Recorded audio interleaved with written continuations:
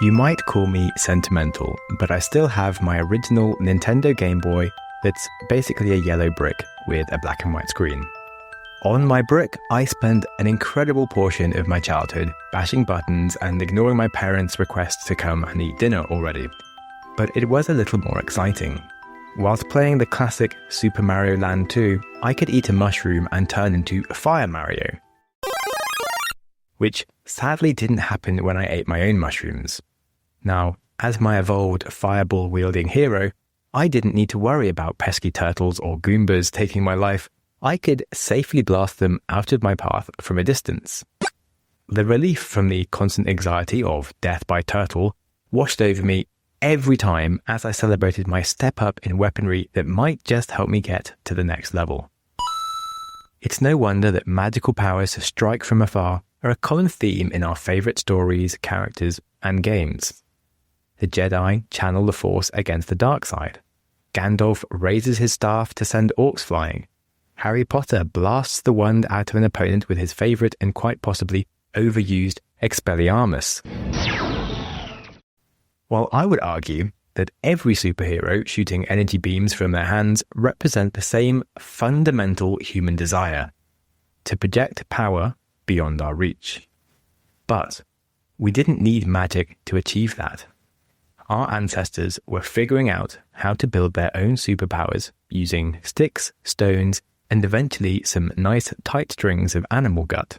As we will learn, this is more than just boys and their toys. Each new weapon actually marks a turning point. Just like my evolutionary Fire Mario upgrade, it could be the difference between reaching the next level or falling into the abyss. Over the human story, we'll see other hominids who failed to innovate falling away into the dusts of history, leaving sapiens behind, armed and dangerous as the lone surviving apex predator of the world.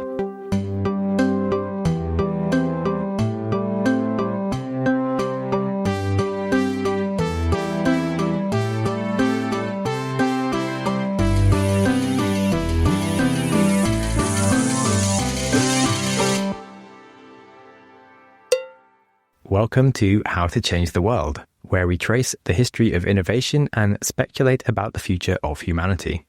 I am your curious host, Samuel Webster Harris. If you are new here, we are traveling through history in chronological order, uncovering the inventions and ideas that shaped our species and asking what they tell us about the present. Each episode will, of course, work on its own, but for the full story, I do recommend starting at the beginning because every step forwards rests on the last. Today, we are traveling through the entire Stone Age and their weapons, from the first sharp rocks chipped nearly 3 million years ago, all the way to the pivotal invention of the bow and arrow. Along this story, we will see how each upgrade in weaponry shaped not just our chances of survival, but our culture, our bodies, even our psychology. Weapons didn't just change the world around us, they changed us. A chimpanzee can tear your arm off without breaking a sweat. A gorilla, technically speaking, has enough bite force to crush a bowling ball. Even a house cat has sharper claws than any human. But we outsourced biology to technology, and doing so we became something more lethal. Today, we follow the story of how it happened. Now, just before we jump in, a quick note on dates. Historical dates, especially in deep history, are subject to error margins and giant changes when someone discovers something new.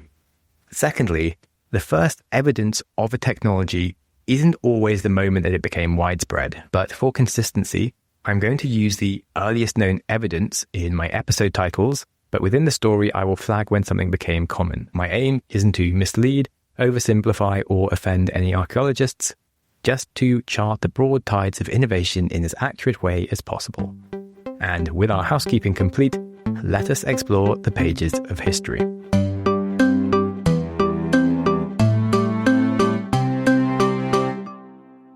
If you wanted to join the cutting edge of technology 2.5 million years ago, you didn't need venture capital, a computer science degree, or even a subscription to TechCrunch. You picked up 2 rocks, smashed them together, and you prayed that something sharp would fall out.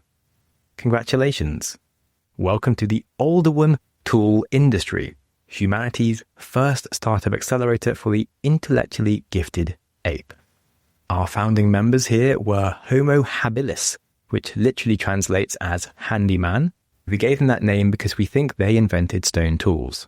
There may be evidence of this rock-smashing revolution even as far back as 3.3 million years ago, but these first tools weren't for fighting or conquest, just for cutting things.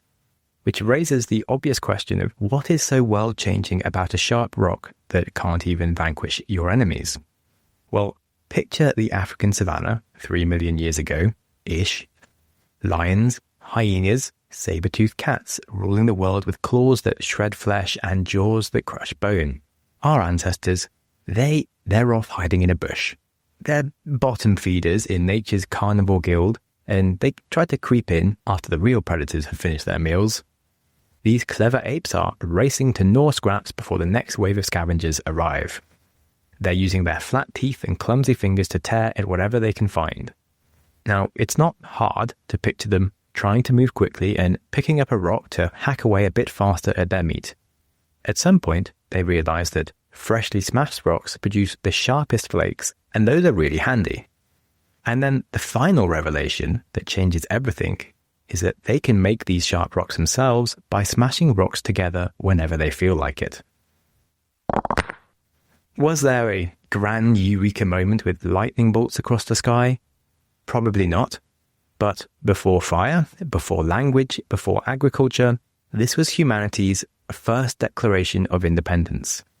A small little step away from evolution in the hands of Mother Nature, and a giant leap towards taking charge of our own destiny. This little flake of rock wasn't glamorous. It was the prehistoric equivalent of duct tape, ugly, disposable, and ridiculously useful. These sharp edges unlocked a treasure trove of marrow, calorie-rich brain food hidden inside bones. And with this food source unlocked, what happened next is an elegant feedback loop of evolution. Better tools were leading to better nutrition. Better nutrition led to bigger brains, and bigger brains would of course lead to even better tools. And furthermore, the rest of our bodies were changing too. Chimps have stronger hands than us, but we traded that brute strength for something more valuable. Precision. Our opposable thumbs lengthened, and the musculature changed to allow a more delicate accuracy that let us hold a stone just right. With the stone doing some hard work for us, our hand, arm, and jaw muscles were becoming less necessary. And what happened was our ancestors made an irreversible contract with technology. Every generation that relied on tools became less able to survive without them, turning us into something new, a creature that would live or die by its tools. At sites in Ethiopia, archaeologists have found evidence of systematic flake production. Not random rock bashing anymore, but workshops where our ancestors were methodically manufacturing these sharp edges because they were no longer a nice to have, but a staple of society. This OLDOWAN flake, as we call it, was humanity's first taste of a drug that we never stopped craving. Before the stone flake, you could spend all day wrestling with a zebra carcass with just your teeth and some optimism. But when Homo habilis first cracked open a stone and discovered the sharp flake within, they unleashed something far more revolutionary than a better tool. They unleashed time itself. If that sounds familiar, almost every invention since, from washing machines to food delivery apps, they buy us time. As to what our ancestors did with those saved hours, maybe staring at the stars, grooming each other, finding new ways to annoy their siblings, or perhaps working even harder. Today we are still in a mad rush to save time to just fill it with something else, which certainly makes you wonder sometimes why we bother. Another curious thing that we like to do with our latest technologies is to show off about them. You can imagine the person with the first sharp flake suddenly having some status. You could picture him waving it around, saying to his companions, "Oh, you guys are still gnawing. Oh, I don't do that anymore. I am more of a tool user." In fact, we see echoes of this in modern hunter-gatherers. The Kung San, they reflake their stones by campfires at night, taking pride in perfectly sharp edges worth boasting about. Skilled toolmakers were gaining prestige as knowledge became power. Everybody wanted to learn their techniques, watch their demonstrations, and copy their methods. And what we're witnessing is the birth of our first knowledge-based economy, sending ripples through every human society that followed, where being clever started to matter more than being strong. right. For 700,000 years, these stone flakes dominated human technology. A very impressive run. But as bigger brains and more sophisticated hands were evolving, we began asking questions. Why can't I dig holes with this thing or scrape hides? Maybe I could chop and shape wood. Well, around 1.8 million years ago in East Africa, Homo erectus emerged, and they began imagining something that would dominate human culture for over 1 million years. The ACHEULEAN hand axe. It worked brilliantly for all its new tasks, but it was also beautiful, perfectly symmetrical with an elegant teardrop shape. It had edges flaked with obsessive precision, and it was far more refined than it ever needed to be.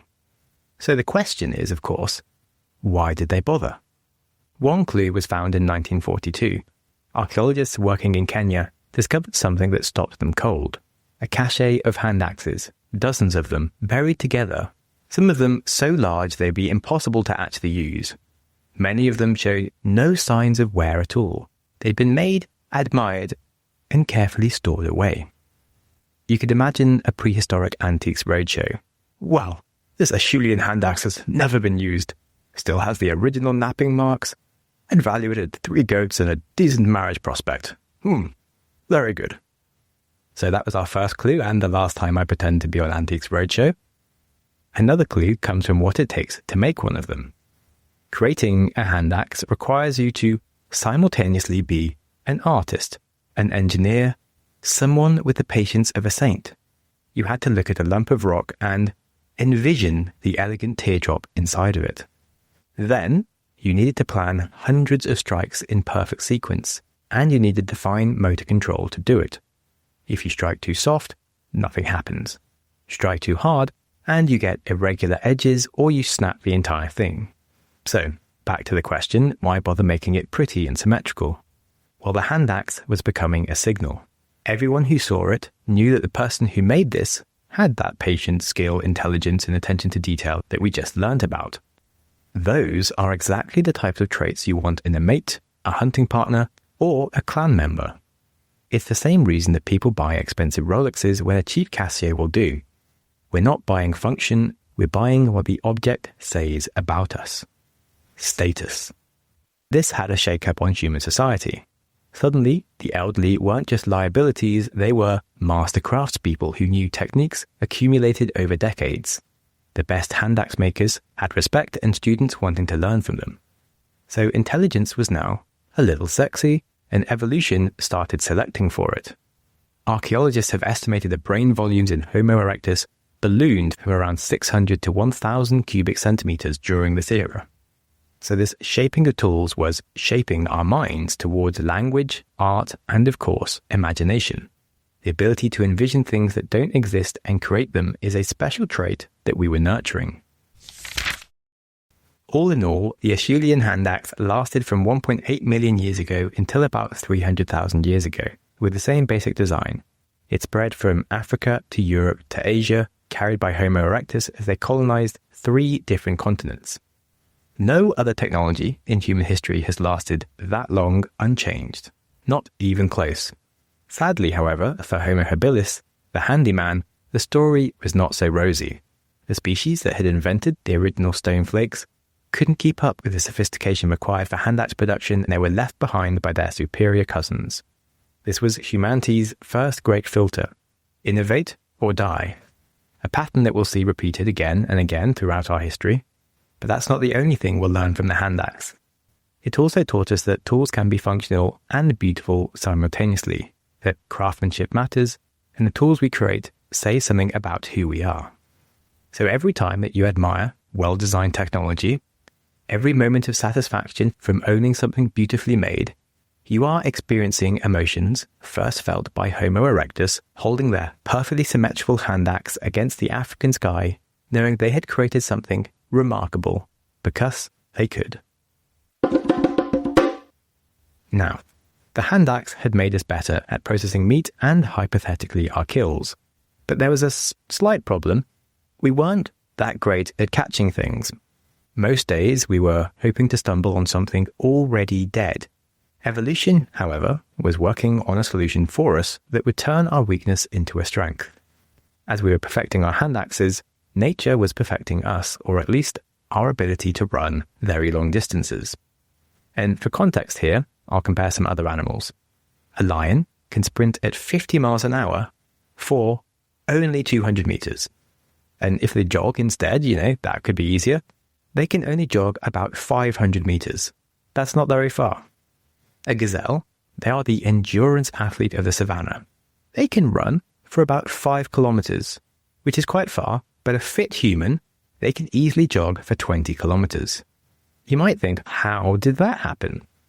Well, around 1.5 million years ago, something bizarre was happening to our bodies. We lost most of our body hair and replaced it with millions of sweat glands. We are certainly not the only animal that sweats. Horses, apes, and hippos do as well, but humans are by far the most profuse at it. And ironically, if you are wondering, the phrase sweating like a pig doesn't make any sense because pigs don't even have sweat glands at all. For all we know, they might even look at us and wonder, what is wrong with those gross, wet, slimy humans? Anyway, most animals pant or seek shade to cool down, whereas humans can dump heat through our evaporation of the entire surface of our sweaty bodies.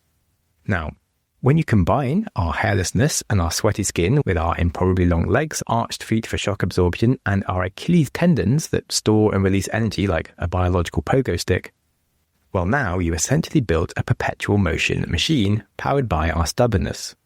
We aren't the fastest or strongest at anything at all, but we can jog steadily for hours, even in the midday heat when every sensible predator is resting in the shade. This had 2 primary uses.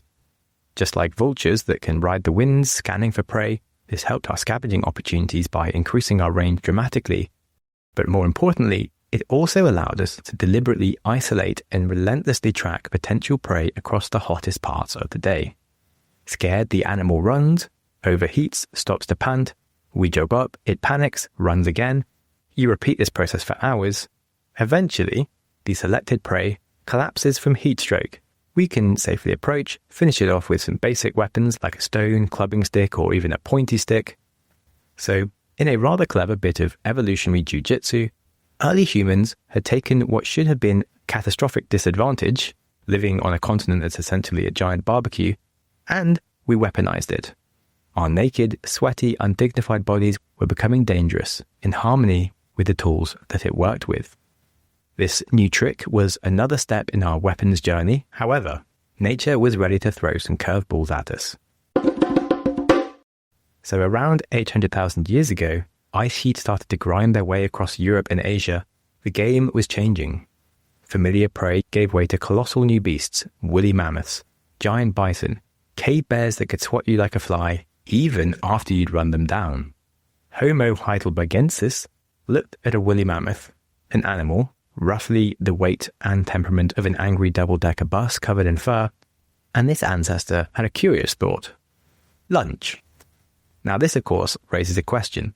How do you kill a woolly double-decker bus when your best weapon is a sharp rock, a pointy stick, or the ability to sweat? Well, the solution was genius in its simplicity. What if you combine the sharp rock and the stick? With the advent of plant-based adhesives and some clever wrapping to bind the stone, known as hafting, we created humanity's first composite technology, an engineered tool of distinct different parts working together, which turned ordinary branches into lethal extensions of the human arm. The Hafted Spear was born. And to understand why hafting mattered so much, picture yourself in the moment that it proved decisive. Imagine a wounded mammoth, bleeding, angry, looking for revenge. Yesterday, your hunting party got close enough to drive a fire-hardened wooden spear into its hind quarter. The point barely penetrated before it snapped off. Now, you've got the worst situation possible. A massive animal that's wounded enough to be furious, but not wounded enough to slow down. The thing is, these wooden spears don't really cut it. Literally. They just bounce off thick hides or break on impact. You needed something that actually penetrates deep and does serious damage fast so you can get away before those tusks find you. So Toruk, let's imagine, he had spent 2 days making something new. a straight ash shaft with a razor-sharp flint point bound to the end with birch tar and sinew. When he approached and drives his new spear into the mammoth's chest, the stone tip punctures straight through the hide and muscle, the kind of deep, devastating wound that just wood alone could never achieve. Then he immediately drops the shaft and sprints away like a madman. Truly weakened now, the group can track the mammoth and they're able to finally finish it off as it collapses. That night, of course, he has a crowd examining his spear by the fire, and within weeks, every hunter in the clan is making stone-tipped spears. Of course, it didn't happen exactly like that, and what really happened, we'll never know. But what we do know from archaeological sites in South Africa is that our human ancestors were hafting spear points 500,000 years ago. If you've ever struggled assembling IKEA furniture, well, try making a hafted spear without instructions, using materials you find lying around on the Pleistocene landscape. You needed to be a materials scientist, knowing your oak from your ash, obsidian from your flint, a chemist, because birch bark only produces tar between 340 and 400 degrees C, so too hot it burns, too cold and you just get a useless syrup. Finally, you need to possess the patience of someone waiting for the British Rail on a Sunday. If you don't have any one of these qualities, or you get a single step wrong, you have just wasted 3 days and you're still holding a stick and a rock that refuse to cooperate. At least with IKEA, you get an Allen key and a wordless diagram with a Swedish person on it looking disappointed in you. As for making spears, it's amazing anyone bothered. But what they unleashed with them was a quantum leap in lethality, so it certainly paid off. Now, they likely began as hand spears for stabbing with, but at Schöningen in Germany, preserved in the mud for 300,000 years, archaeologists found 8 entire wooden spears crafted from spruce and pine, some of them over 2 meters long. If you might be imagining some clumsy pikes, it's surprising to see how sophisticated these were. Aerodynamic weapons balanced like modern javelins, with the weight centered perfectly in the front third for a stable flight. So these were clearly made by minds that understood physics, even if they couldn't name it. One really interesting reason behind the later development of throwing spears was the required coevolution in humans. We have evolved a shoulder structure with an incredible range of rotation unlike any other primate.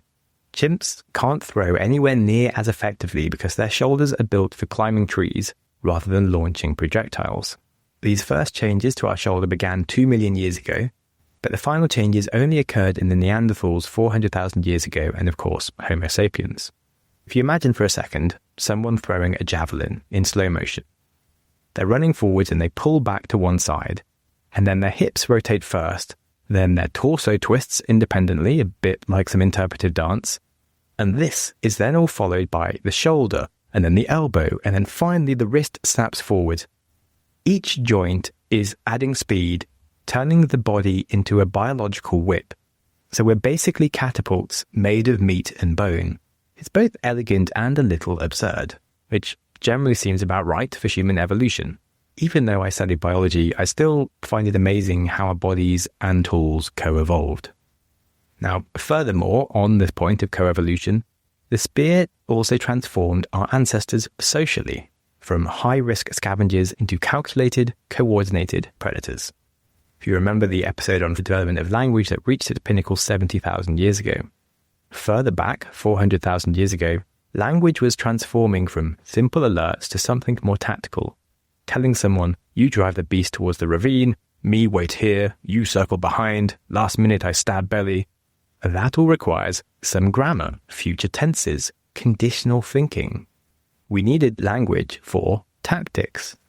With the spear hunt, we see the prehistoric equivalent of Napoleon planning in advance or a football coach drawing plays in the dirt. You can just picture the scene once it's planned out. A dozen hunters moving with silent understanding, born of countless practice hours. They have designated roles, perfect timing, and absolute trust in each other. Because each hunter must have faith that their teammate won't break ranks when the 10-ton animal turns on them. There really is something about shared risk that's a very bonding affair when you have to trust people. This new social dynamic was revolutionizing the prehistoric popularity contest. Previously, status came from making lovely hand axes whilst sitting by the fire, looking sophisticated. But now you need to know if Bakhti will really stand his ground when the bison charges, or if he'll suddenly remember some urgent business elsewhere. If you think of our moral frameworks today, traits like courage, loyalty, and self-sacrifice, they all came from our hunting past, as it made us who we are today. One final point on spears. With all these demands on our skills and our psyche, it's no surprise that the spear era was evolutionary rush hour. Brains continue to expand with enthusiasm, and we see more waves of human species changes. Homo heidelbergensis replaced Homo erectus around 800,000 years ago, and later we see the Neanderthals appearing in Europe 450,000 years ago, and then 300,000 years ago we see the Denisovans in Asia, whilst Homo sapiens, that's us, were emerging deep in Africa. So, besides laying the groundwork for teamwork and the evolution of our very own species, the humble spear teaches us that sometimes the most revolutionary breakthroughs come from combining existing elements in new ways. And that is exactly what we're about to do next. As the Ice Age megafauna was growing scarcer, they also became more adept at fleeing at the sight of humans. If Homo sapiens were to succeed in their global expansion, they needed a hunting upgrade. Somewhere, at a moment lost to history, an unknown genius looked at their spear and they had a thought that would change everything. What if I could throw this farther and faster without building bigger muscles? With this next tool that was invented, we could imagine a story like this. Two hunters standing in a clearing. The older one, Timur, grips his traditional spear, the weapon his father taught him to use, the weapon that's fed his family for generations. The younger hunter, however, Nesha, he holds something very different. A wooden lever, about 50 centimeters long, with a small hook carved at the end of it. In his other hand, a lighter, flexible spear he's calling a dart. It's a smaller version built for flight. Timu scoffs, "You think that little stick is going to beat experience?" "Ha, let's find out," Nisha replies confidently, loading his nimble dart against the hook. They're both aiming at the same target, a tree trunk, 30 meters away. Roughly the maximum effective range for a hand-thrown spear.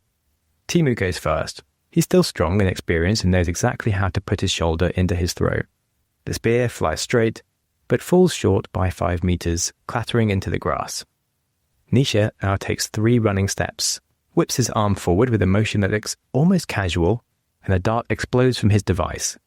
It covers the 30 meters in a blink and punches into the tree trunk with a very satisfying thwack that echoes across the clearing.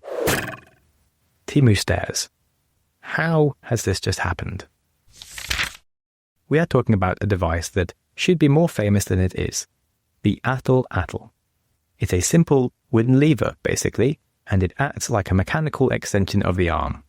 It wasn't magic, but it certainly felt like it. With a flick of the wrist, this spear thrower could launch projectiles at speeds over 100 miles an hour, transforming ordinary hunters into long-range predators. We call it the Atlatl because that was the Aztec word for it, which literally means far, far. The Inuit, however, knew it as the Nukak. They used it for harpooning seals, and the Aborigines wielded the Woomera, which they used as a multi-tool for digging things, starting fires, and of course as a deadly spear launcher all in one. The Atlatl is essentially physics in your hand that's curiously similar to those tennis ball throwers for dogs.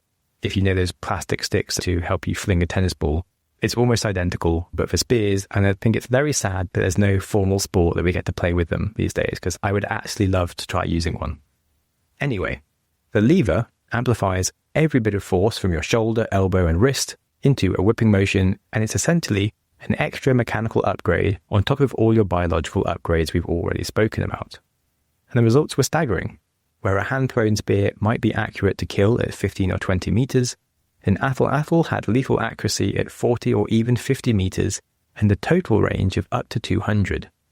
They were so effective that Aztec warriors later proved that these darts could penetrate the metal armor of the Spanish conquistadors invading Central America, a testament to the weapon's devastating power. Now, if you can puncture metal armor, you can certainly pierce mammoth hide. And that extra distance from the large, dangerous, scary animal certainly reduces your chances of being trampled or mauled to death. But there's more. Fast-moving prey like deer and horses were nearly impossible to ambush with thrusting spears, and they suddenly became fair game as well. as large animals were growing scarcer during the Ice Age, instead of our ancestors humbly bowing to the constraints of nature, we were developing more efficient hunting techniques to squeeze reliable food out of a dwindling supply, a theme that we will explore later. But a different theme that we have already seen a few times this episode is how a new weapon shakes up the social order. A smaller hunter with perfect timing and smooth mechanics could outperform the clan's strongest member. So status began shifting from who is the bravest to who is the best shot, which leads to a question of when did this all start happening? Evidence for atlatls is tricky because wood rarely survives decomposition. The earliest confirmed examples are about 19,000 years old, but wound patterns in animal bone suggest use as far back as 100,000 years ago. And at least what is certain is that by 40,000 years ago, we see these distinctive wound patterns proliferating across Africa, Europe, and Asia, perfectly in time with Homo sapiens expanding globally and as Neanderthals were disappearing. It's clear that the technological gap was widening. Sapiens kept getting better weapons, whilst Neanderthals were stuck with their trusty, but aging thrusting spear. The Atlatl wasn't the only innovation fueling our growth. On a somewhat similar timeline, humans were brewing a weapon that would decide the fate of nations for millennia to come. Ever dissatisfied, instead of being grateful for our new invention, we started to wonder about its limitations. The throwing motion was still dramatic and visible. You had to put some of your weight into it. The dart itself was kind of large, and you could only carry a few of them. Somewhere in South Africa, around 64,000 years ago, sapiens were experimenting with a radically new concept, storing energy inside bent wood and then releasing it all at once. The result was elegant. A carefully selected piece of wood bent with a string of sinew, and when pulled back, the energy stored in this bow could send a stone-tipped arrow flying silently through the air at over 150 kilometers an hour. It could be accurate at distances the atlatl could never match. You could stand completely still or hide in cover, and you could even reload faster and carry a lot more ammunition with you. So it's got efficiency, stealth, and deadly precision in one beautiful package. Now, with all these advantages, you'd think the bow and arrow was about to sweep across the world, but it didn't. Despite being invented at least 64,000 years ago, the bow didn't spread globally for tens of thousands of years. There is some early evidence of it in France around 50,000 years ago, but in Europe, we don't actually see anything widespread until about 15,000 years ago. In fact, it only reached the Americas around 6,000 BC, and in Australia, the Aborigines never independently developed it at all. Why is this? Because it was phenomenally difficult to make. If you think about our previous innovations, the atlatl, it's just one extra lever added to the other levers on your arm. And you might accidentally invent ideas like it. You could flick a piece of mud at a friend with a small stick. You might even find a larger hooked stick with which you can fling a stone. So you're well on your way with a bit of refining to flinging spears. Each small step along the way teaches you something. Now, the bow doesn't work like that. You need 3 separate components. They all have to work together perfectly. If you get any one of them wrong, the entire system fails completely. If your wood is too brittle, the bow snaps. Was it the wood species, the moisture content, the thickness, or your pulling technique? Well, you can't tell because it's broken. But what if the bow was fine and you used the wrong string material? It's too tight and breaks, or it's stretchy and floppy and the arrow goes nowhere? Well, again, no luck. Or even with those two correct, you have the perfect bow and string, but your arrows are unbalanced. They just flap and tumble mid-flight and your device is pretty useless. So it's a chicken and egg problem. You can't test and improve one part unless all 3 parts are already working. And those 3 parts don't just fall together. If you remember our first stone flakes, they were literally just some sharp rocks. Even the invention of tar, that was probably discovered by accident from some leftover sticks glued together at the edge of a fire. But now when we talk about the bow and arrow, that required more than just doubling down on a few improvements. It required a vision. For me, it does really represent a huge leap in our imagination. Someone clearly saw a device like this in their mind before it ever became a reality. It's easily the most complex individual piece of technology we've covered so far on the show. Considering the circumstances 64,000 years ago, I honestly think it's a discovery comparable to the Wright brothers developing flight, or Edison with his 10,000 attempts at the light bulb. Now, of course, the discovery process is lost to history. But I think it's quite possible that a single imaginative individual had a very bright idea and stuck at it whilst other people were telling them they were crazy. Perhaps some friends helped out, maybe not, but regardless, this individual or group must have tried all sorts of harebrained ideas until one day it finally worked. And that gets us to the next challenge. Quite frankly, it's a bit dangerous to learn. Bows can snap, arrows can misfire, and I actually have a family story for you here. During an archery lesson, my own sister became famous at school for accidentally shooting no other than the headmaster. And before you ask the obvious question of what was he doing prattling about in the firing line, well, no. He was sensibly standing behind the students, and my sister somehow fumbled the bow and the arrow launched backwards and got him in the leg. Now, the mind boggles as to how this happened exactly, but that's the thing. Mastering this technology required a lot of trial, error, and often complete failure. But what's progress without some accidents after all? Whatever went wrong in history, which is doubtless lots of things, it was certainly worth it. Suddenly, humans could effectively hunt small, fast prey, birds, rabbits, fleet-footed antelope that could even evade spears and atlatls. This new ability to silently shoot from beneath cover allowed humans repeated attempts without alerting an entire herd. We can even look at how modern hunter-gatherers use them to see how transformative it was. The Kung San used poison-tipped arrows, allowing them to strike from a distance and then track a wounded animal until they collapse. The Hadza use archery to stalk giraffe, zebra, and impala during the midday heat when other predators are at rest. This flexibility of archery was smoothing out the feast and famine cycle that had defined human existence for millions of years. But I wanted to share a short story from the Ache people in Paraguay. Kiburagi moved through the rainforest canopy almost silently, bow ready. At 37 years old, he was in his prime.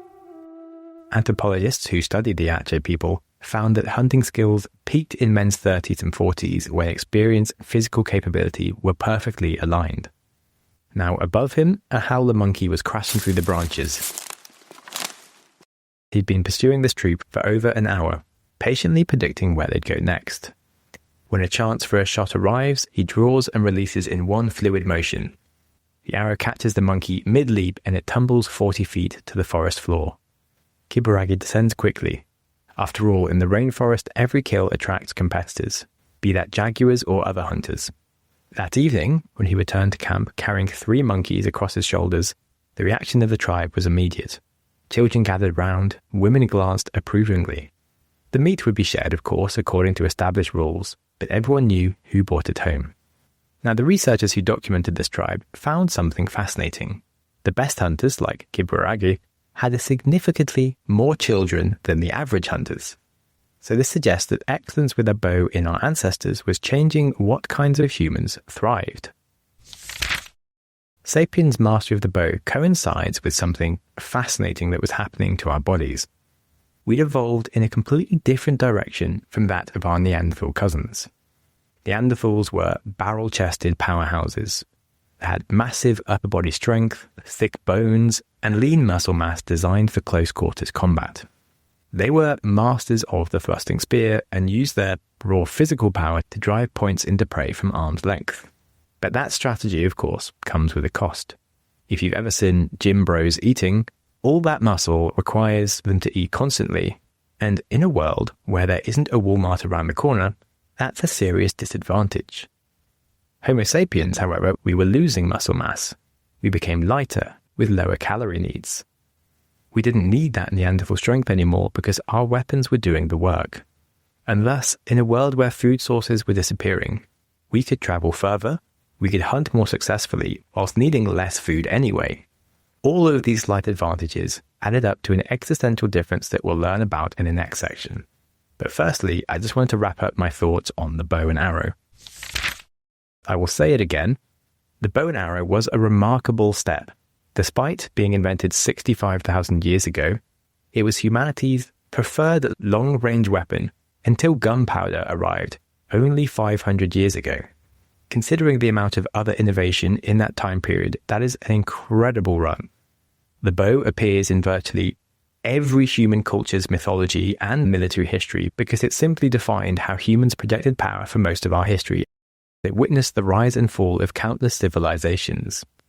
We can think about the arrow that caught Achilles in the heel 12 centuries before Christ, or the one that hit the King of England, Harold Godwinson, in the eye at the Battle of Hastings in 1066. More recently, there was the Mongol horse archers conquering the entire Eurasian steppe under Genghis Khan in the 13th century, and the English longbow that dominated medieval warfare until the 16th century. The ripples across history in the wake of the bow is a story of artistry, cunning, and a religious desire for strength over others.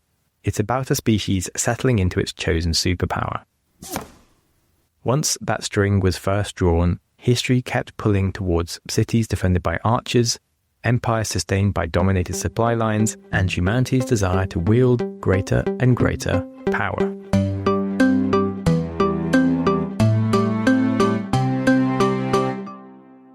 Right, so we've traced our progress from the flake to the hand axe, to the spear, atlatl, and eventually the bow.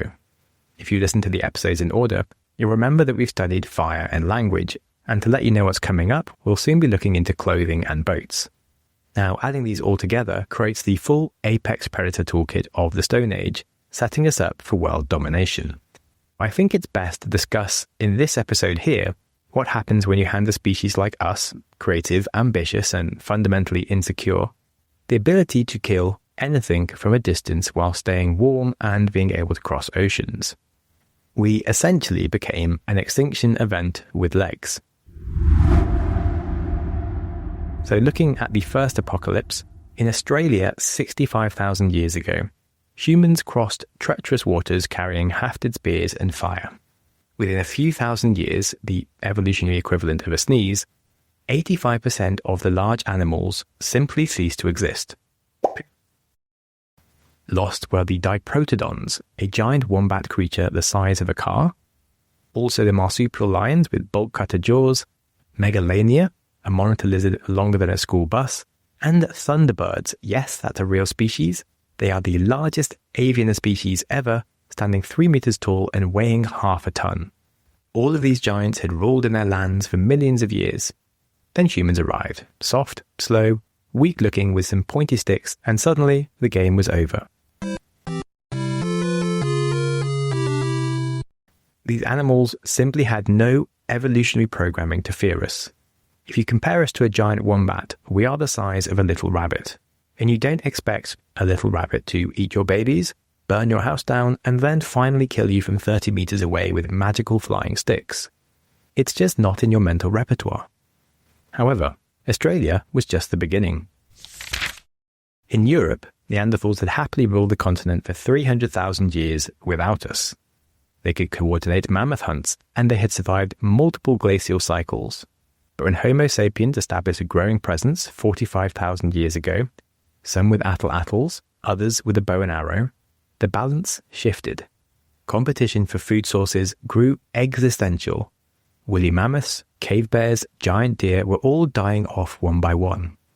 Neanderthals, who lacked the tools to hunt smaller, faster prey, their close-quarters hunting style, having served them well for millennia, became obsolete. We haven't seen much evidence of it, but if they did ever face humans in a battle, their spears were like bringing a knife to a gunfight. Thus, within 5,000 years, the last Neanderthals had vanished from their final refuges in Gibraltar and the Iberian Peninsula. At this point, Sapiens was now alone. Every other branch of the human family tree had been pruned away. Neanderthals, Denisovans, Homo erectus, Homo floresiensis, all gone. But our quest to be the apex predator of the world wasn't yet over. The final chapter was the fastest, the conquest of America. Around 15,000 years ago, humans crossed the Bering Land Bridge into the Americas. carrying their Stone Age arsenal with them. And what they found was a continental zoo. American mastodons and mammoths. Giant 4-ton ground sloths the size of elephants with claws, or how about short-faced bears that were 12 feet tall with the biggest carnivore there, but prowling around were saber-toothed cats, dire wolves, and the American lion, which is 30% bigger than the African one. The whole thing sounds a bit like a fantasy novel, which is certainly sad they no longer exist.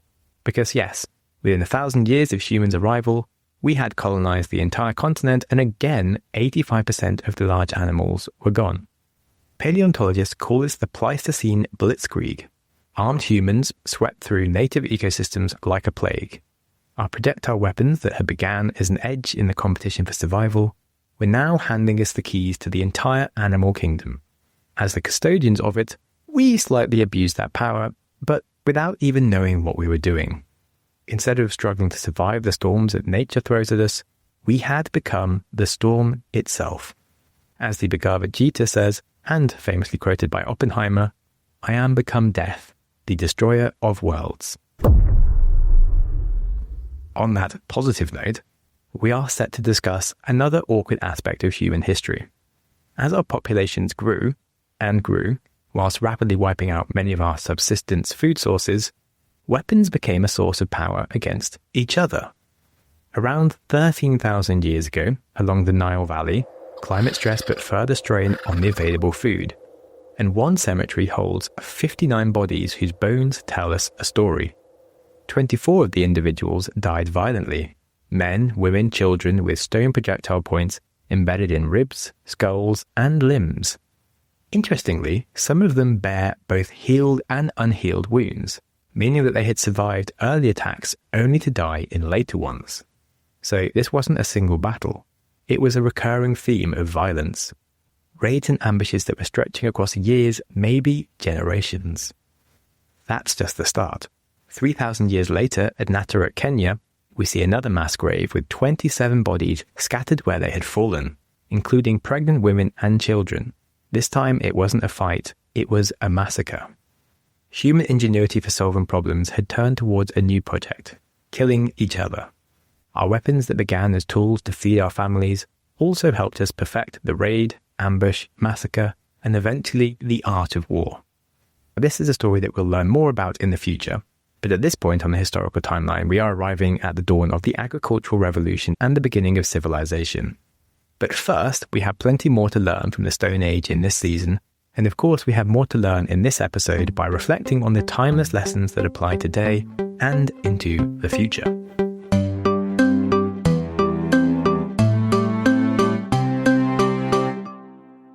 So we've traced weapons from flakes to bows, but the patterns aren't stopping. When we look at what keeps repeating, it can tell us something about both who we are and who we might be tomorrow. And I think it's clear that human progress is just inevitable. And instead of talking about specific futuristic technology like laser systems in space, I'll save some of those for discussion in a premium episode and instead focus on themes.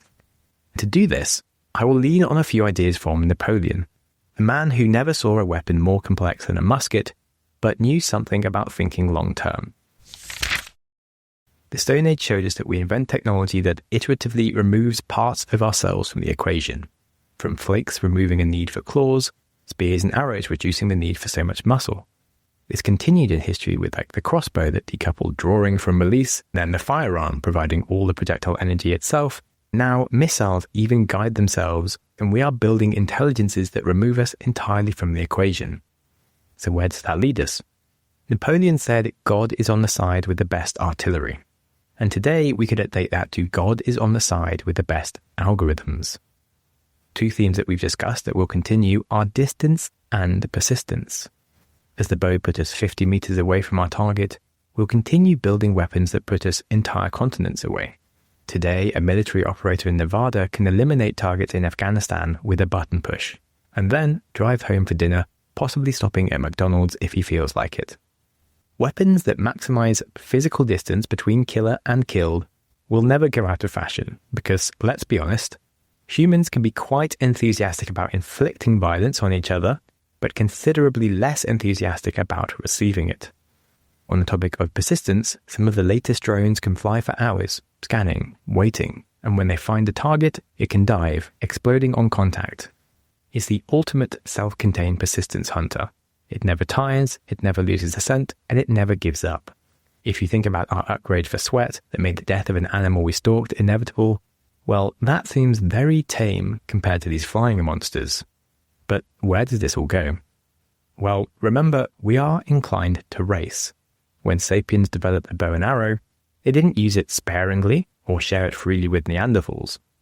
Today's military powers aren't slowing down to wait for international treaties. They're doing the opposite. They are accelerating. In data centers across the world, researchers are training the next waves of intelligence to give to our robots. We're building a full arsenal of policing and killing machines that swarm and fly, walk and talk.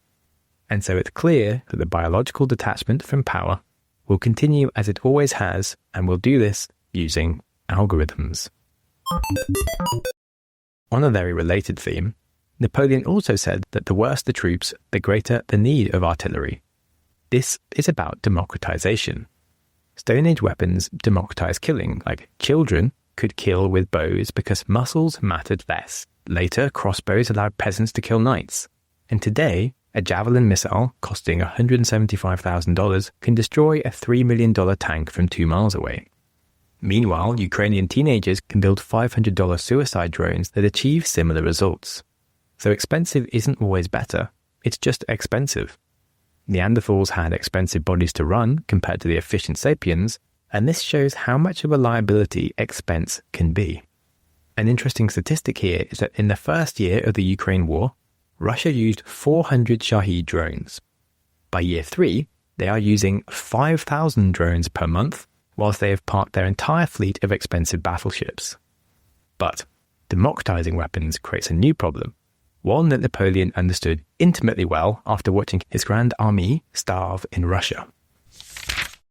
He famously reflected that an army marches on its stomach, and today we might say an army fights on its supply chains, which is less catchy, but victory goes to whoever can manufacture fastest, adapt quickly, and iterate cheaply. The billion-dollar aircraft carrier is being superseded by 3D printing and mass-producible robot swarms. The new priority now is access to the raw materials, be that rare earth elements, computing chips, explosives, or the energy supply to build them. Remember, in the Stone Age, we might not even have fought the Neanderthals, but we wiped them out simply by taking away their resources. So, the pressure for national sovereignty over the crucial ingredients of supply chains will be as important as the weapons themselves. Yet, even perfect supply chains can't win if you forget the other battlefield. Napoleon recognized this instinctively when he said there are but 2 powers in the world, the sword and the mind. In the long run, the sword is always beaten by the mind. In fact, NATO agree with him. They declare that the brain will be the battlefield of the 21st century. And it's interesting here because cognitive warfare represents like the ultimate Stone Age pattern, removing physical force entirely. Now, the enemy can be inside your head. Of course, we're already familiar that social media algorithms can promote division and YouTube recommendations can radicalize people one video at a time, but that's just scratching the surface. Deepfaking can show dead soldiers to their families while simultaneously analyzing social media of individual soldiers to craft personalized psychological attacks. Field Marshal Hindenburg said that besides bombs that kill the body, his airmen throw down leaflets that kill the soul. As we continue to get all our information from technology, it will be harder to trust what's real or designed. The future might not be an era of invasions by countries as much as it could be about turning citizens against their own governments using their own platforms. This leads us to Napoleon's final insight, which is perhaps the most worrying one for us in the West. Never interrupt your enemy when he is making a mistake. Politically, we are increasingly fighting ourselves, which leaves us wide open to foreign manipulation, where bots can happily see conspiracy and rage online. Adding to that is a second problem. After the World Wars, the West built strong nations with engineering-focused economies. Now we have become knowledge-based economies with more lawyers and accountants than engineers and builders. For a case study, let's look at high-speed rail. California has spent 20 years trying to build 120 miles of it. The UK has spent the same amount of time trying to build a slightly more ambitious 140-mile track. If we're very lucky, both projects might eventually get completed in 10 years' time. Meanwhile, China has built 30,000 miles of high-speed rail. Now, that's not a technology problem, it's just coordination. If a nation can't build a few miles of railway without decades of arguing, that could be considered a warning sign. Humans working together built Stonehenge, the pyramids, the Colosseum, and yet somehow we now need 30 public consultations to move a postbox. I would like us to remember that it wasn't technology alone that made humans dominant. Our tools required teamwork to be effective, and it was that ability to work as a group that gave us dominance and was perhaps the most ultimate weapon of all. So the biggest lesson from history for the future of weapons is that although the technology will keep changing, the future will reward those who can work together. Now, of course, this brings us full circle to where we started. We began this journey 3 million years ago with a curious ape picking up a rock and seeing something more. Each innovation built upon the last, creating an unbreakable change of progress that stretches from the African savanna to Silicon Valley. Those neural pathways that fired when our ancestors first struck stone against stone are firing right now in the minds creating quantum computers, autonomous weapons, and future innovations we can barely imagine. So a final note is this. Once a capability is invented, bow and arrow, atomic bomb, autonomous killing machine, it's rarely uninvented. You can't simply decide one day that these were bad ideas and we could just put the genie back in the bottle. From the great extinction events over history, we know that we can abuse power a little bit before we know what it even means. Today, with our Stone Age brains, we can build godlike technologies, which if you think about it for more than 30 seconds, is slightly terrifying, and it's worth considering that our previous innovations also changed us physically, socially, and intellectually over thousands and thousands of years. But with the speed that our technology now moves today, we can't rely on Mother Nature anymore. It's up to us to evolve culturally towards systems of greater wisdom to survive our new powers. Einstein warned us with the advent of the atomic bomb that our technology had exceeded our humanity. Let's hope that we can be wise enough to correct that.